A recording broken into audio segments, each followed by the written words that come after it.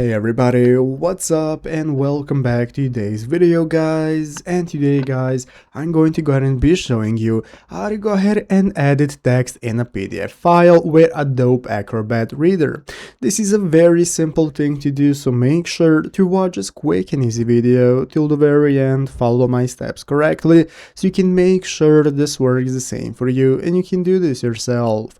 But yeah guys, let's get straight into it. So the first thing we want to do is to go ahead and open up the official Adobe Acrobat program if you have not already. So if you do not already have it downloaded, what you can do is go to the official adobe.com website right here /acrobat, go ahead and open up the product section, find it and install it from right here, and now you can get started with using it once you install it on your PC. So once you've done that and you have opened it up, you're going to see the recommended tools for you section, which is great if you're a beginner because you're going to see this edit a PDF file option right here that's going to enable you to modify or add text. So if you click the use now option, you're going to see that you can get started with editing, but you're going to need the Acrobat Pro subscription. So you cannot use this with a free subscription. You're going to need either the trial or the Acrobat Pro subscription to be able to edit your PDF files. But once you've done that, you can go ahead and get started. So what I suggest for you to do after you have opened up the program is go ahead and check it out, how it works. As you can see, you have some free features right here, such as adding stamps, measuring objects, sharing, and creating new files. But if you want to edit one,